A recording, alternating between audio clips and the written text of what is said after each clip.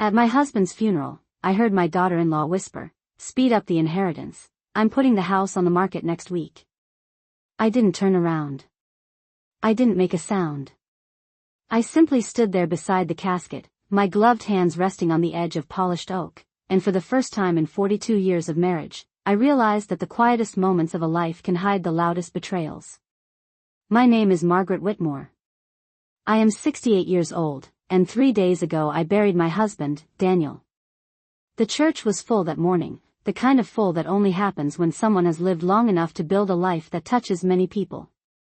White lilies filled the air with their heavy scent, and sunlight poured through the stained glass windows, scattering colors across the wooden pews. Everyone said the same things people always say in moments like that. Daniel was a good man. Daniel was dependable. Daniel was the kind of neighbor who fixed fences and helped shovel snow in winter. They weren't wrong. My husband had spent his entire life taking care of other people.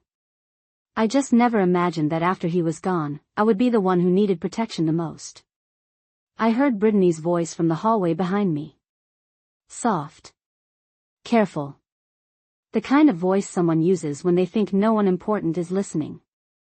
"We can't wait months," she said quietly. "The inheritance paperwork needs to move faster. I'm putting the house on the market before summer." There was a brief pause. Another woman murmured something I couldn't quite hear. Brittany sighed, the way people do when they're explaining something obvious to someone slower than themselves. "Lucas agrees," she added. "Margaret won't need a place that big anymore." My fingers tightened slightly on the edge of Daniel's casket. The wood was cool beneath my gloves. For a moment I thought I might have misunderstood. Grief has a way of distorting sound. Of turning harmless words into sharp ones. But then Brittany laughed softly, the same polite laugh she always used when she was being charming at neighborhood barbecues. "Honestly," she said, "it's better for everyone if we move quickly." I didn't move. I didn't turn around. Instead, I looked down at Daniel's photograph resting on the stand beside the flowers. In the picture he was smiling the way he always did. When someone had just told a joke he liked. Calm. Patient. Slightly amused by the world. Daniel Whitmore had been many things in his life. A carpenter. A volunteer firefighter. A father who never missed a school baseball game. But more than anything else, he had been careful. Careful with money. Careful with promises. Careful with the quiet details that make a life stable. And suddenly I remembered something he had told me 2 years earlier while we were sitting on the back porch watching the sun drop behind the maple trees in our yard. "If anything ever happens to me," Daniel had said, not looking at me, "don't let anyone rush you into decisions." I had laughed at the time. "You're talking like you're planning to disappear." He had smiled that small, knowing smile of his. "I'm talking like a man who knows how people change when money gets involved." At the time, I thought he was being overly cautious. Daniel had always been that way. The kind of man who read every page of a contract twice before signing it. The kind who kept folders of paperwork organized by year and labeled in careful handwriting. Now, standing beside his coffin while Brittany discussed selling the home we had lived in for 37 years, his words echoed in my mind with a strange clarity. The service ended shortly after that. The pastor spoke gently about faith and memory. People lined up to offer condolences. Hands squeezed mine. Faces blurred together. I saw neighbors, cousins, old co-workers from Daniel's shop. Everyone was kind. Everyone meant well. But the entire time, I couldn't stop hearing Brittany's voice in my head. "Speed up the inheritance. Put the house on the market." Lucas appeared beside me as the crowd began to thin. My son looked exhausted. His tie hung loose around his collar, and his eyes were red in a way that suggested he had slept very little over the past few days. "You holding up okay, Mom?" he asked quietly. I nodded. "As well as anyone can." He placed a hand on my shoulder for a moment. It was a brief gesture. Gentle, but distracted. Lucas had always been a good boy growing up. The kind of child teachers described as respectful. He used to follow Daniel around the workshop when he was 10 years old, asking questions about every tool. Back then, he believed his father knew how to fix anything. Brittany joined us a moment later, her expression carefully arranged into something sympathetic. Her black dress was elegant, tailored perfectly, the sort of outfit someone might wear to a formal charity event rather than a funeral. She reached out and hugged me lightly. "Margaret," she said softly, "today must be so hard for you." Her voice carried just the right amount of sadness. If I hadn't heard her in the hallway earlier, I might have believed it. I nodded politely. "It's been a long week." Brittany squeezed my hand and glanced toward Lucas before speaking again. "We were just talking about making sure everything is taken care of for you in the coming months," she said gently. "The house, the finances, all those complicated things Daniel used to handle." I met her eyes. For a brief moment, the sympathy faded. Not completely. Just enough to reveal something sharper underneath. "Calculation. That's thoughtful," I said calmly. "But there's no rush." Brittany smiled again, the polite version returning instantly. "Of course not," she replied. "We just want to help." I looked past her toward the church doors where the late afternoon sunlight spilled across the stone steps. The same steps Daniel and I had walked down together after weddings, baptisms, Christmas services. Life has a way of layering memories on top of one another until a place becomes heavier with meaning than it ever intended to be. Brittany continued speaking, but I only caught pieces of what she said. Words about paperwork. Timing. Responsibility. All practical things. All reasonable on the surface. Yet something inside me had shifted quietly during that moment beside Daniel's casket. It wasn't anger. Not exactly. It was something calmer than that. Something steadier. The kind of feeling you get when you suddenly realize a game has been unfolding around you for much longer than you understood. As we stepped outside into the cool afternoon air, I glanced back once more at the church doors. The lilies inside were still bright white in the shadows. Daniel Whitmore had spent his entire life preparing for the unexpected. I just hadn't realized until that moment how carefully he might have prepared for this. The evening after Daniel's funeral felt longer than the entire week that came before it. When I unlocked the front door of our house, the quiet inside greeted me the way it always had after a long day, but this time the silence felt different. The house was still exactly as Daniel had left it. His work boots were near the back door. His reading glasses rested on the small wooden table beside the recliner he used every evening. For 42 years, this house had been the center of our life together. Now it felt like a museum that only I remembered how to walk through. I set my purse down on the kitchen counter and looked around slowly. The clock above the stove ticked with steady patience. Outside, the late spring wind moved softly through the maple trees Daniel planted when Lucas was a child. The branches brushed against the side of the house the same way they had for decades. Some things in life remain steady no matter what changes around them. I poured myself a glass of water and stood at the kitchen sink for a moment. The sky outside had turned pale blue as the sun disappeared behind the trees. Normally this would have been the time when Daniel sat down with the evening newspaper while I prepared dinner. He liked simple meals. Roast chicken. Mashed potatoes. Sometimes grilled corn in the summer. Nothing fancy. Just the kind of food that tastes better because it is shared with someone who has been part of your life for half a century. I took a slow sip of water and thought about Brittany's voice again. Speed up the inheritance. I am putting the house on the market next week. The words did not make me angry the way someone might expect. Instead they settled into my thoughts like small stones dropped into a calm lake. The ripples spread quietly outward. What surprised me most was not the greed behind her words. It was the confidence. Brittany had sounded certain. Certain that the house would become hers to sell. Certain that the decisions had already been made. That meant one of two things. Either she believed Lucas had the authority to control everything now that Daniel was gone, or she believed I would simply step aside and allow it to happen. I placed the glass down carefully and walked through the living room toward Daniel's study. He had always kept that room organized in a way that only made sense to him. Shelves of binders. Drawers labeled in his careful handwriting. Receipts from years ago that he insisted might be useful someday. I used to tease him about it. I would tell him that one day his paperwork would become so complicated that even he would not understand it anymore. He would just smile and say, "Order keeps problems small." I opened the door to the study and stepped inside. The room still carried the faint smell of the cedar polish Daniel used on his desk. The desk lamp cast a warm circle of light across the surface where several folders sat stacked neatly together. For a moment I hesitated.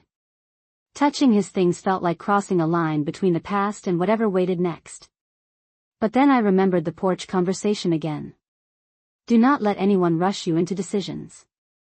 Daniel had not said those words casually. He rarely spoke that way unless something important stood behind it. I sat down in the chair across from his desk and slowly opened the top drawer. Inside were several envelopes arranged in a row. Each one had a small label written in blue ink. Insurance. Property tax. Business accounts. Daniel had retired from the carpentry business 10 years earlier, but he still kept the records organized as if he might return to work tomorrow. I lifted one of the envelopes and turned it over in my hands. The handwriting on the front read simply, "Whitmore Residence." My eyes moved across the room to the framed photograph sitting on the bookshelf. It showed Daniel and Lucas standing beside the maple tree the summer Lucas turned 12. Lucas had just learned how to use a hammer that year and insisted on helping Daniel build the wooden fence along the backyard. He had been proud of that fence for months. I wondered when exactly the distance between us had started to grow. It had been gradual. Small changes at first. Shorter phone calls. Fewer visits. Brittany had always been polite on the surface, but there was a quiet impatience in the way she spoke to me sometimes, as if my presence required more effort than she preferred to give. I slid the envelope back into the drawer and leaned back in the chair. The truth was that I did not yet know how Daniel had arranged everything after his death.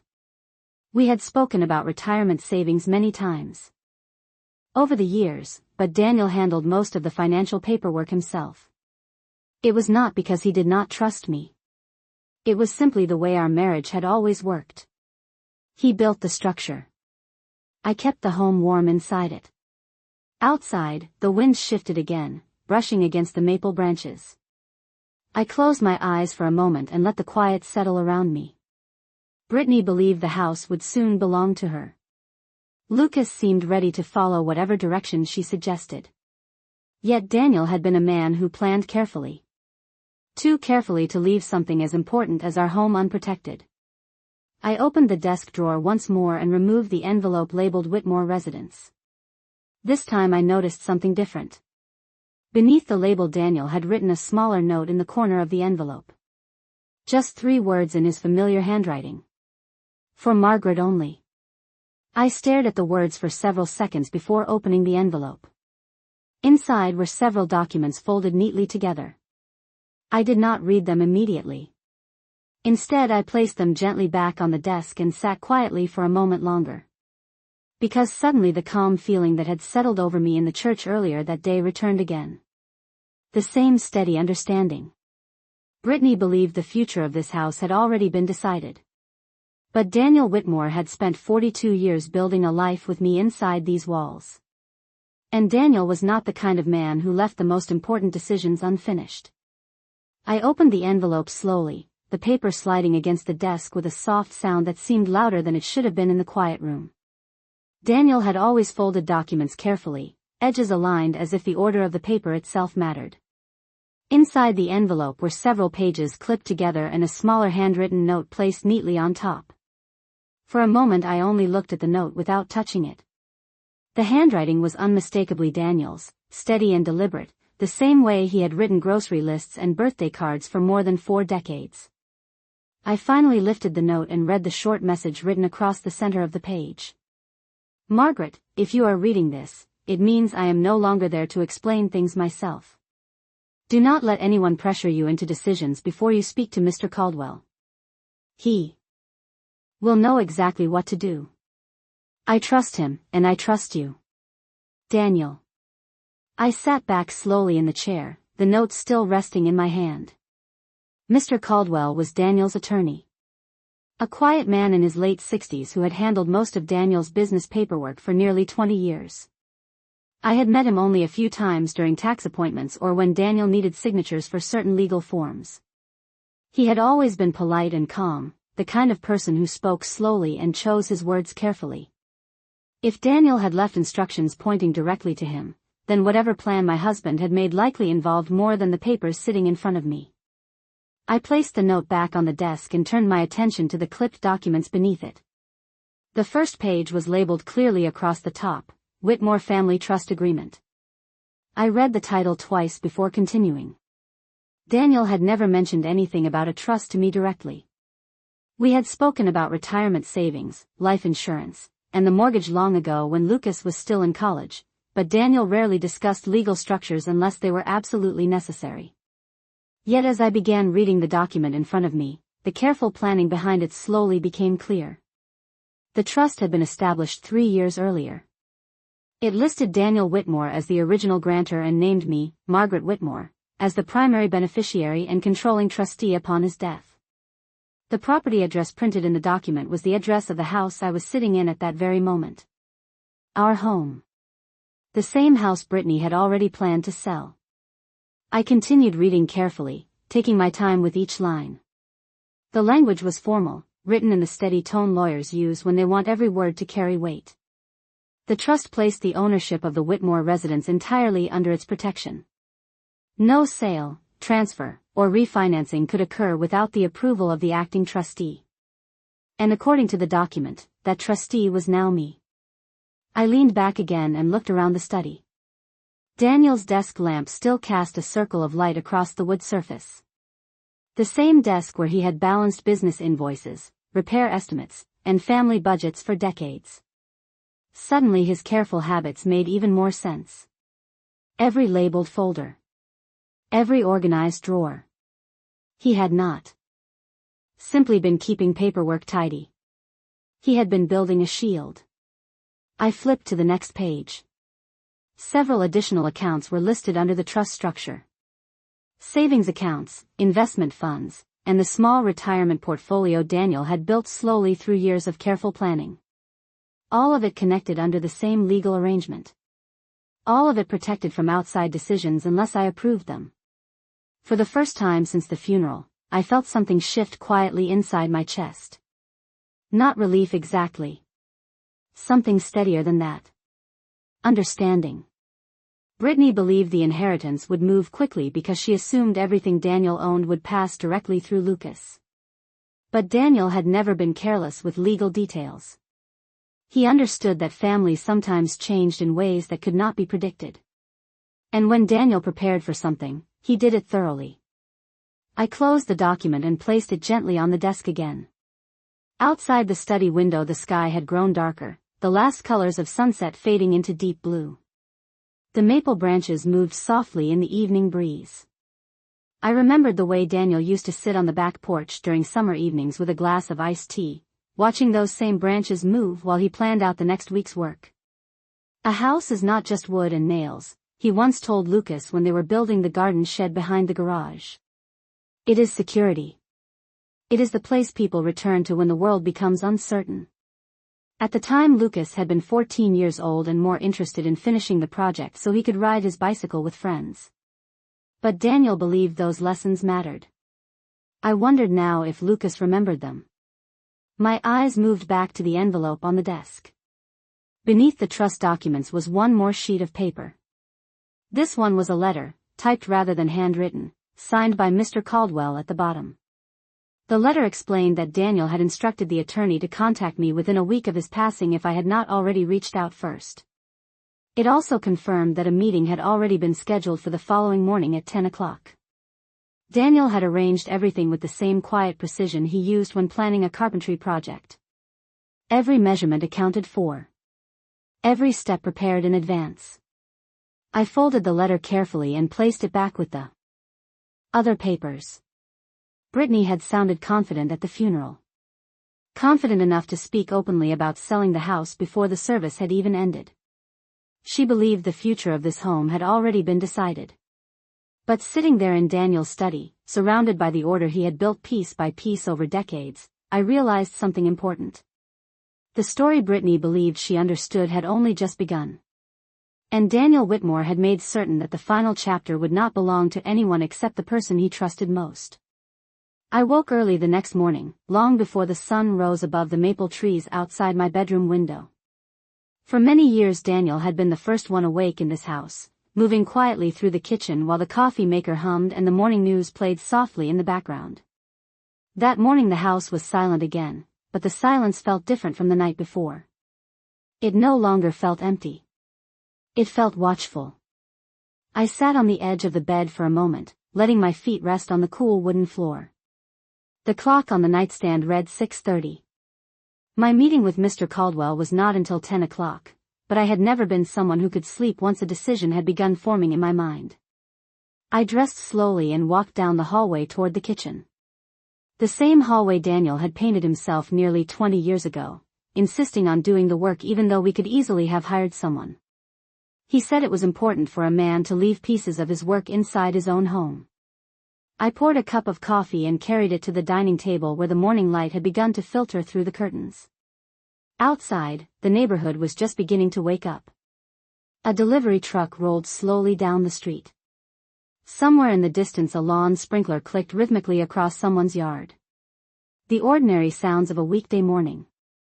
I thought again about the documents Daniel had left behind. The trust. The accounts. The careful instructions pointing me toward Mr. Caldwell. Daniel had always believed that patience was a form of strength. He used to say that rushing decisions often revealed more about a person than the decision itself. Brittany had revealed quite a bit already.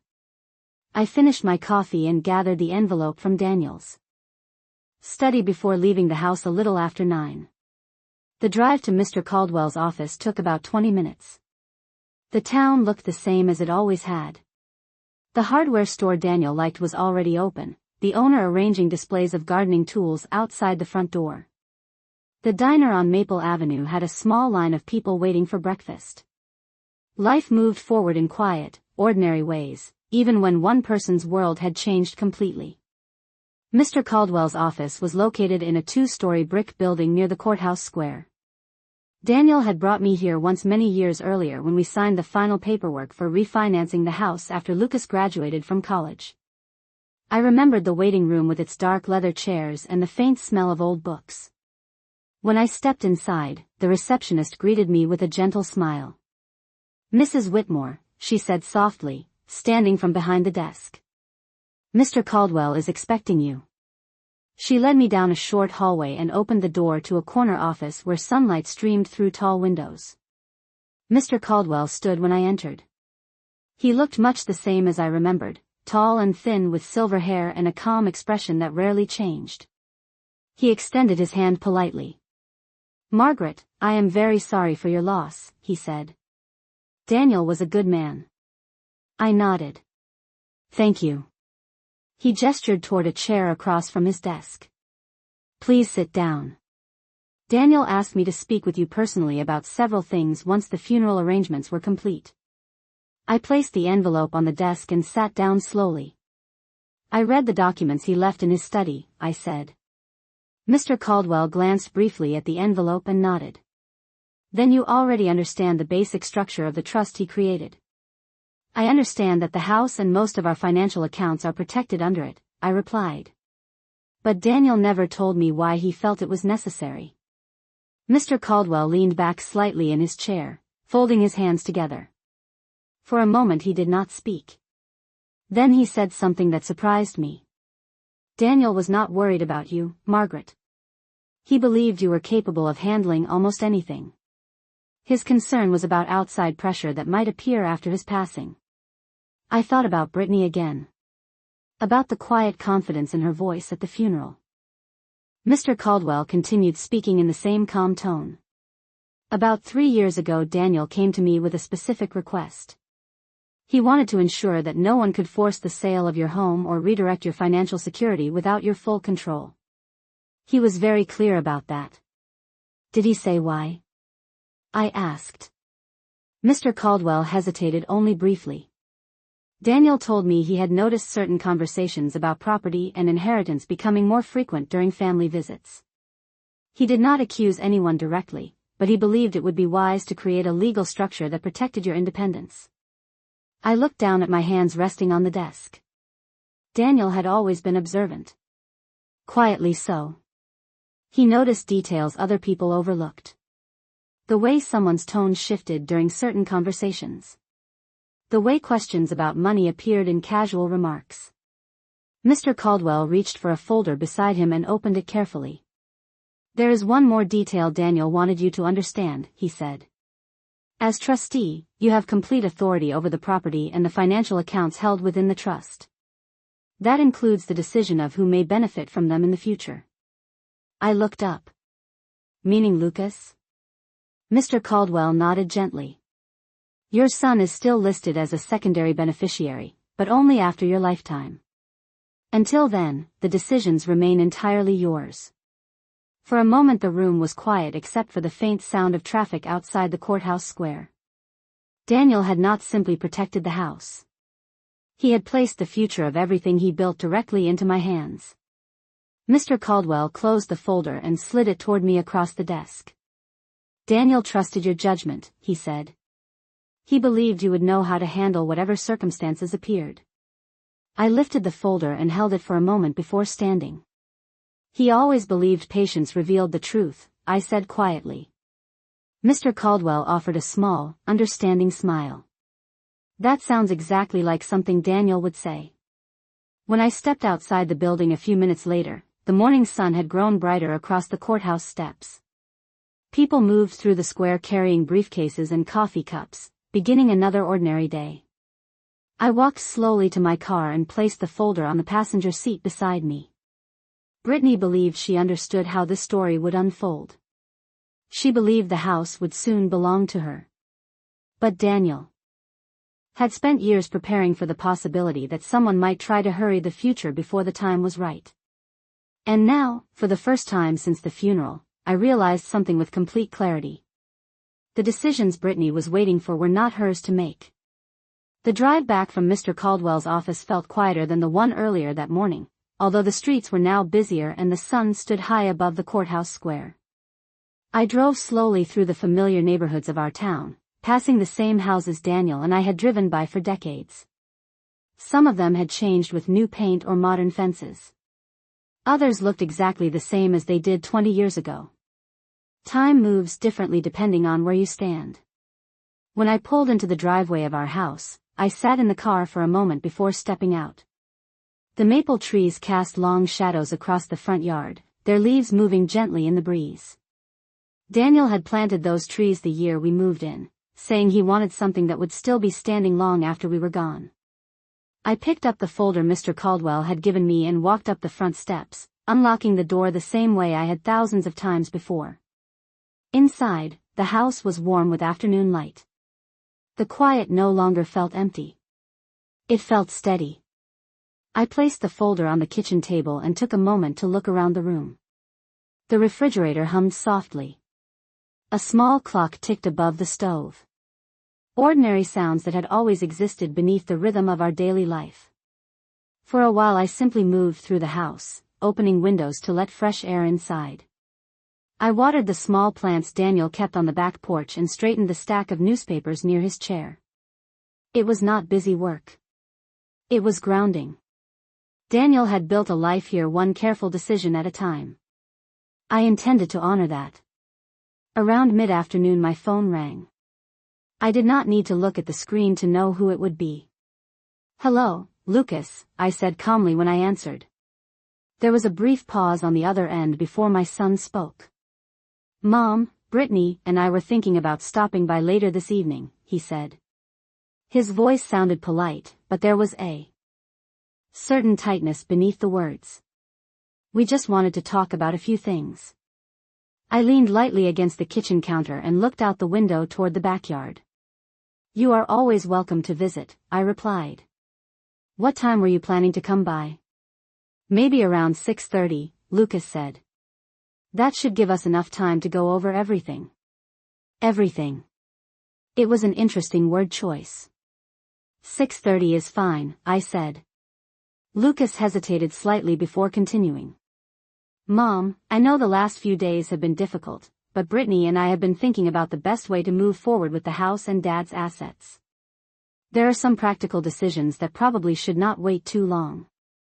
I remembered Brittany's voice in the church hallway again. Speed up the inheritance. Practical decisions can always wait until they are properly understood, I said gently. Lucas did not respond immediately. Finally he said, we just want to make sure you are taken care of. I allowed a small pause before answering. I appreciate that, Lucas. We can talk tonight. After we ended the call, I placed the phone back on the counter and remained there for a moment. The conversation had been polite. Respectful even. Yet the intention behind it was clear.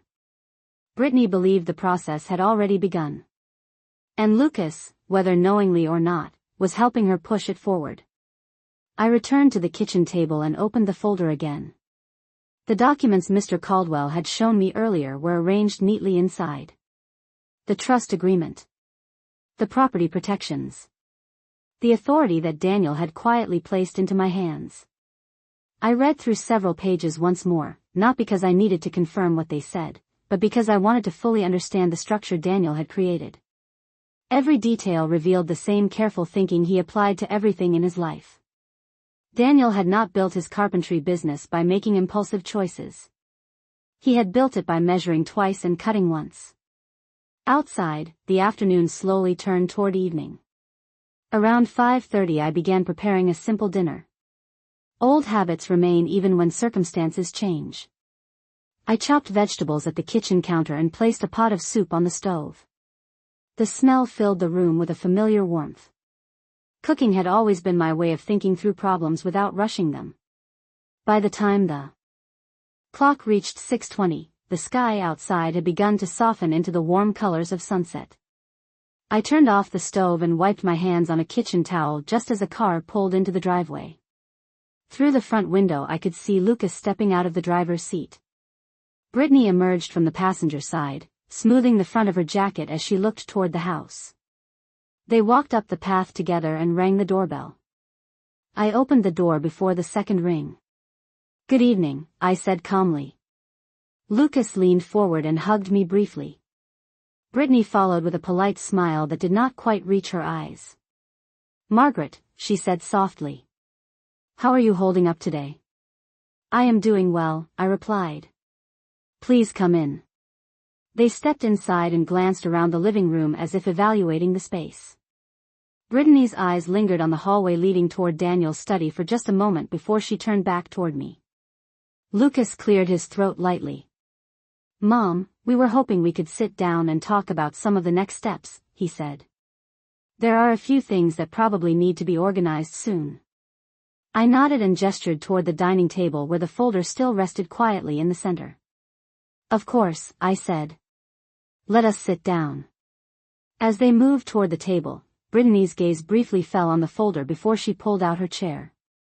She smiled politely again, but this time I noticed something different beneath the surface. Expectation. Confidence. She believed the conversation ahead would move in the direction she had already planned.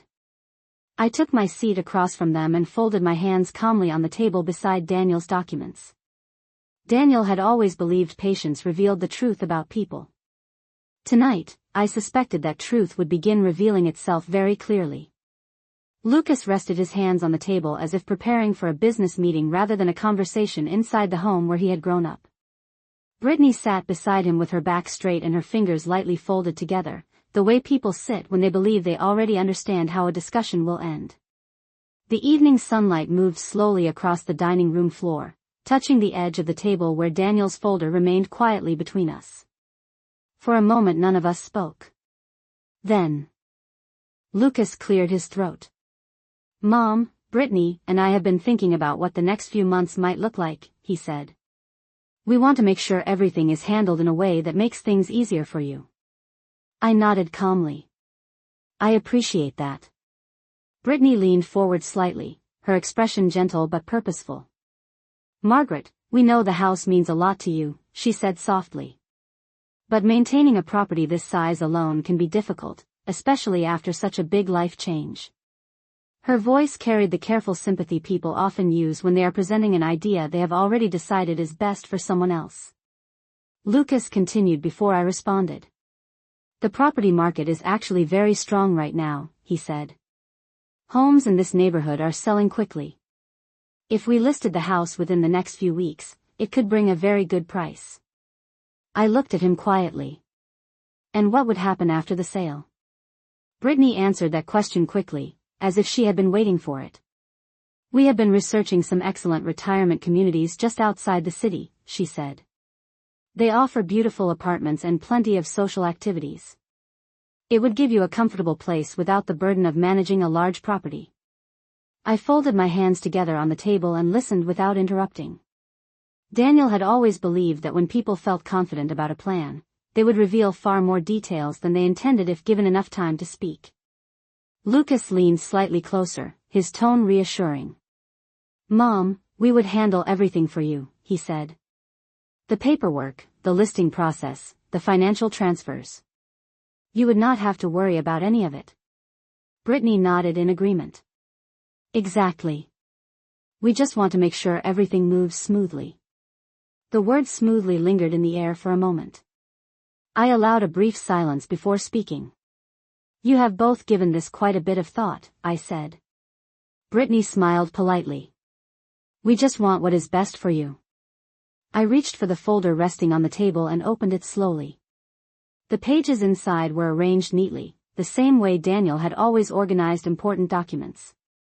Brittany's eyes followed the movement of the papers carefully. Lucas shifted slightly in his chair.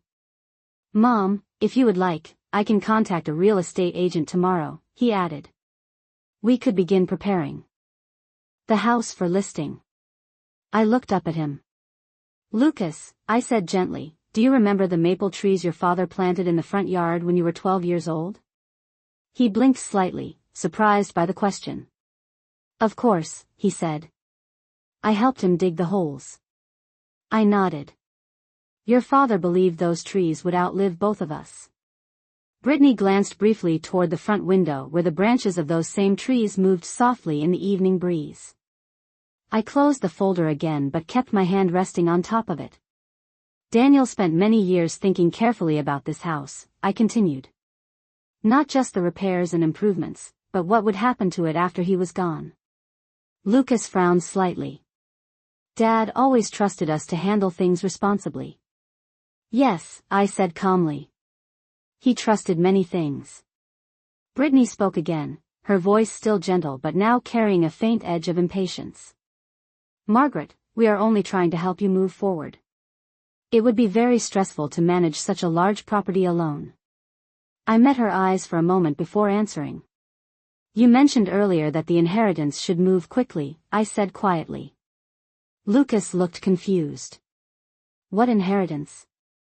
Brittany remained very still. "At the funeral," I continued calmly, "I happened to hear a conversation in the hallway." The room grew noticeably quieter. Lucas glanced at Brittany, then back at me. "Mom, what are you talking about?" Brittany gave a small, careful smile. "Funerals are emotional environments," she said lightly. "Sometimes people misunderstand things that are said during stressful moments." I opened the folder again and removed the trust document from inside. The paper made a soft sound as I placed it gently on the table between us. "Daniel was not someone who misunderstood stressful moments," I said. Lucas leaned forward slightly, studying the document. "What is that?" he asked. "It is a trust agreement your father created 3 years ago," I replied. Brittany's expression did not change, but the confidence that had been present earlier seemed to pause. Lucas looked up again. "A trust?" I nodded slowly. "Yes. Your father placed the house and most of our financial accounts inside it." Brittany spoke carefully this time. "And what does that mean exactly?" I folded my hands again and answered in the same calm tone I had used throughout the conversation. "It means that the House cannot be sold without the approval of the trustee. Lucas glanced between me and the document. And who is the trustee? He asked. I held his gaze for a moment before answering. I am. For several seconds neither of them spoke. Outside the dining room window the evening sky had turned a deeper shade of gold as the sun moved lower behind the maple trees. Brittany finally broke the silence, though her voice was quieter now.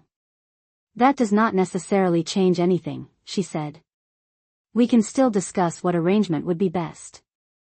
I nodded politely. Of course we can discuss it.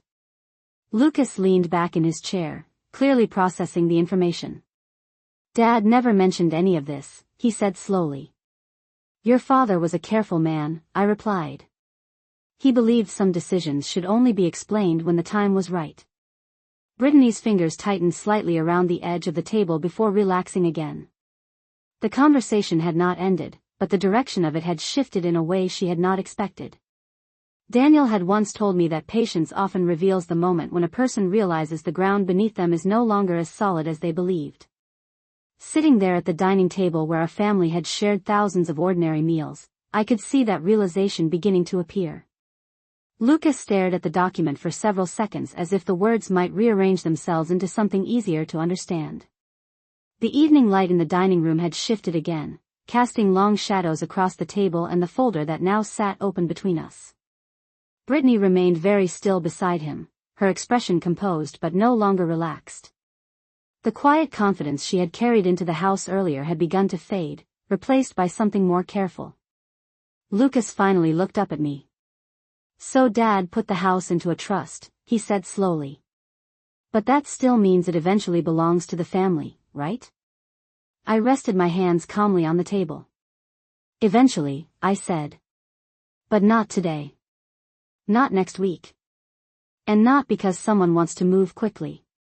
Brittany leaned forward slightly, her tone measured. Margaret, we are not trying to pressure you. We are only trying to help you think about what would make life easier. I nodded once. And I appreciate the concern. Lucas glanced back down at the document. If the house is in a trust, then the money from selling it would also stay in the trust, he said, thinking through the idea. That could still work. Brittany's eyes flickered briefly toward him before returning to me. Exactly, she said. The structure might be different, but the outcome could still be beneficial for everyone. I allowed a small pause before speaking again. Daniel had always believed silence often encouraged people to reveal their real priorities. Your father anticipated this conversation, I said quietly. Lucas frowned slightly. What do you mean? I opened the folder again and slid another sheet of paper toward him. It was the letter from Mr. Caldwell explaining the details Daniel had prepared. Lucas picked it up and read through the first several lines while Brittany leaned closer to see. The room grew very quiet except for the faint ticking of the clock in the kitchen. When Lucas finished reading, he lowered the paper slowly. Dad met with Mr. Caldwell about this 3 years ago? He asked. Yes, I said. He wanted to make sure the house could never be sold without my direct decision. Brittany's fingers tightened again against the table, although her voice remained calm. That does not mean selling the house is impossible, she said. It simply means the decision belongs to you. Correct, I replied. Lucas leaned back in his chair, processing the information with visible uncertainty.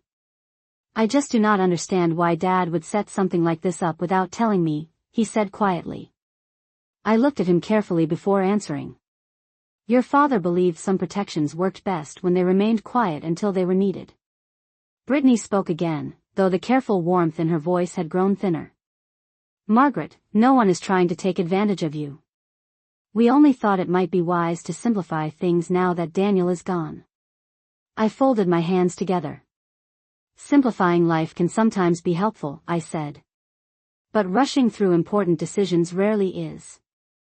Lucas glanced between us. Mom, Brittany, and I have just been trying to think about the future, he said. A house like this is a lot to manage. It is over 3,000 square feet.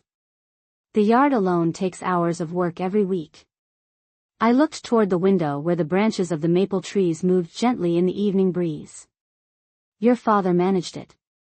For 37 years, I said calmly. And I have lived here just as long. Brittany inhaled slowly, clearly choosing her next words with care. Margaret, we are not saying you cannot stay here, she said. But eventually it may make more sense to consider other options. I nodded thoughtfully. Eventually, I repeated. Lucas leaned forward again, his voice softer now. Mom, we just want to make sure you are comfortable. I met his eyes and saw something genuine there beneath the confusion. Lucas had always been a good man at heart, even if he sometimes allowed stronger personalities to guide his decisions. Comfort comes from stability, I said gently. Your father understood that very well. Brittany's patience was beginning to show small cracks. With respect, she said carefully, financial opportunities do not last forever. The housing market may not stay this strong. I smiled faintly at that. Daniel would have appreciated the argument. He often said people revealed their priorities when they started discussing timing. Daniel believed the value of a home was not measured by market conditions, I said quietly. He believed it was measured by the life built inside it. Lucas looked down again at the documents in front of him. The reality of the situation was beginning to settle into his expression. Brittany remained silent for a few seconds before finally speaking again. So what exactly are you planning to do now? She asked. Her voice was calm, but the question carried a directness that had not been there earlier. I closed the folder slowly and rested my hand on top of it. For now, I said, I plan to live in the home your father and I built together. Lucas nodded slowly. That makes sense, he said quietly. Brittany forced a polite smile. Of course, she said. No one expects you to make immediate changes. But the certainty she had carried earlier that evening was gone now. The conversation had moved in a direction she had not prepared for. Daniel used to say that the most important part of building anything was making sure the foundation could withstand pressure. The house around us had stood through storms, winters, and decades of change. Now it was quietly standing through something else. Brittany glanced once more at the folder before looking back at me. Well, she said lightly, we can revisit the conversation later when things feel less overwhelming. I nodded calmly. That would be wise. Lucas stood slowly from his chair. Mom, if you need help with anything around the house, just let me know, he said. I gave him a gentle smile. I will. Brittany rose beside him, smoothing her jacket again the same way she had when she arrived. The evening had not unfolded the way she expected, and the shift in the room was impossible to ignore. As they walked toward the front door, I could not help remembering something Daniel told me many years ago while we were building the back porch together. Patience, he said, adjusting a wooden beam into place, has a way of revealing which plans were built on solid ground and which ones were only balanced there temporarily. Watching Lucas and Brittany step out into the fading light beneath the maple trees, I had the quiet feeling that the foundation Daniel left behind was stronger than anyone had realized. After Lucas and Brittany left that evening, the house returned to its familiar quiet. The front door closed softly behind them, and for a moment I simply stood in the hallway listening to the sound of their car pulling away from the driveway. The headlights passed across the front windows and then disappeared down the street. When the sound of the engine faded completely, the house settled again into the same calm stillness it had carried for decades. I walked back toward the dining room where the folder still rested on the table. The evening sky outside the windows had deepened into a soft blue, and the porch light Daniel installed years ago cast a warm glow across the front yard. The maple trees moved gently in the breeze just as they always had. I gathered the documents and placed them carefully back inside the folder before carrying it to Daniel's study. The room still smelled faintly of cedar and furniture polish, the same scent that had always lingered after he finished organizing his desk. I placed the folder in the top drawer and closed it slowly.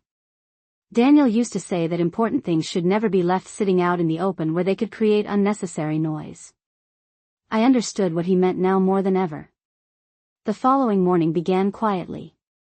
Sunlight filtered through the kitchen curtains, and the sound of birds in the maple branches drifted. Through the open window. I prepared breakfast the same way I had for years, even though the chair across the table now remained empty. Some routines are not about habit. They are about respect for the life that came before. Around mid-morning my phone rang again. This time it was Brittany. Her voice sounded polite when I answered, but the smooth certainty she once carried had been replaced by a careful tone that suggested she was choosing every word with precision. "Margaret, I wanted to check in with you," she said. Lucas felt that our conversation last night ended a little abruptly. I leaned lightly against the kitchen counter and looked out toward the backyard. "It ended when it needed to," I replied calmly. There was a brief pause before she continued. "Of course. We just wanted to make sure there are no misunderstandings about our intentions." I allowed a moment of silence before responding. Daniel had always believed that silence was one of the most powerful tools in a conversation. People often reveal their real thoughts when they rush to fill it. Brittany spoke again. "Lucas is worried about you managing everything on your own," she said. "There are a lot of financial details involved with a trust. Paperwork, tax considerations, maintenance costs. It can become complicated." I nodded slowly even though she could not see me. "Fortunately, Daniel arranged for professional guidance," I said. "Mr. Caldwell is already assisting me." That answer created another pause, slightly longer this time. "Yes," Brittany said finally. "Lucas mentioned that." Her voice remained calm, but I could hear the quiet shift beneath it. The confidence she once had about controlling the situation had begun to disappear. "Margaret," she continued carefully, "we only want to make sure everything stays organized. Sometimes legal structures like trusts can be confusing." I smiled faintly at that. Daniel had spent 3 years preparing those documents. Confusion had never been part of his design. "The structure is quite clear," I replied gently. Brittany inhaled slowly.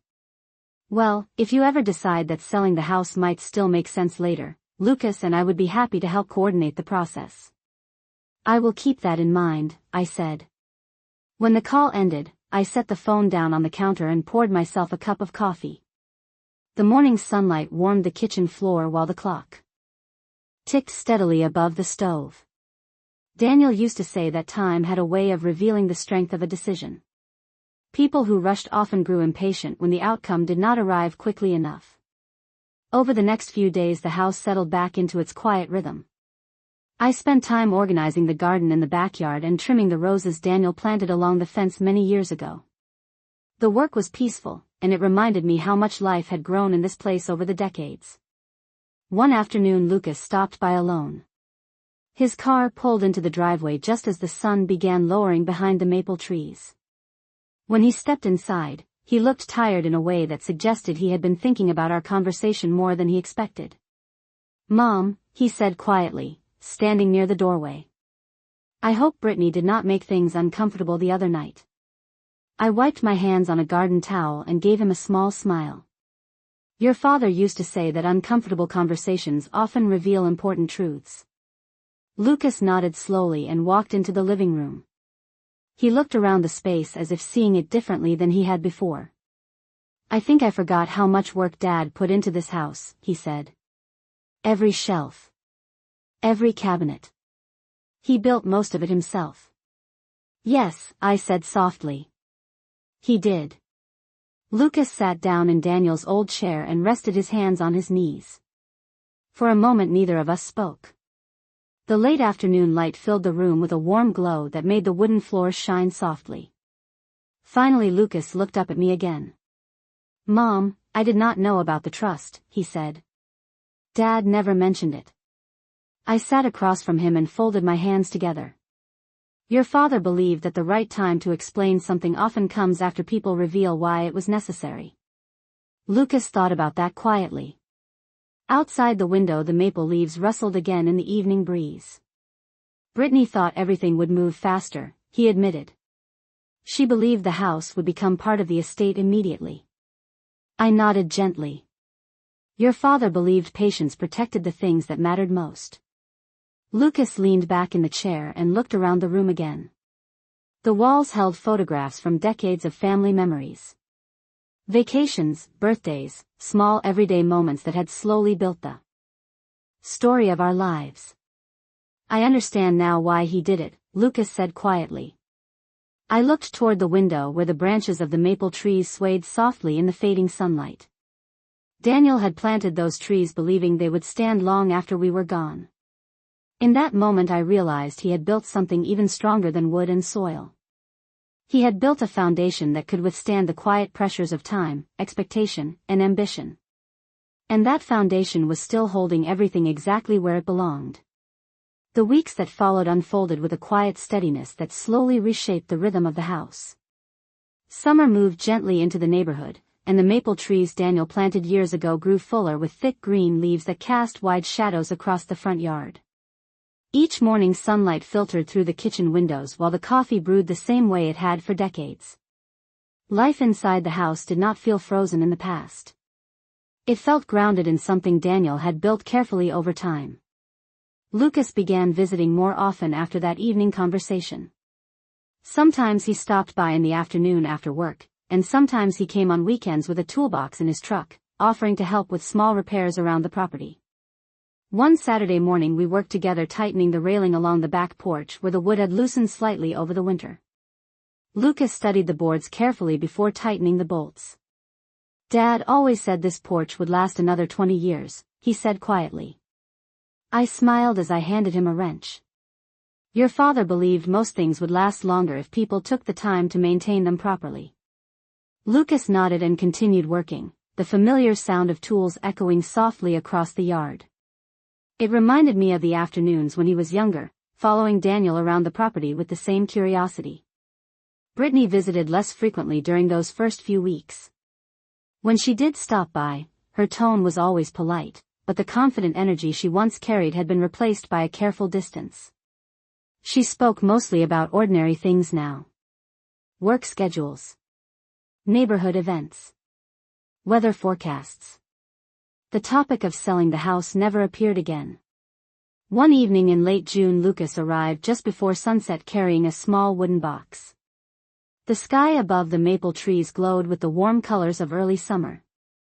And the air carried the quiet scent of fresh grass from the yard. I found this in the garage while I was organizing some of Dad's old tools, he said, placing the box on the dining table. I opened it slowly and saw a collection of small items Daniel had kept over the years. Old measuring tapes.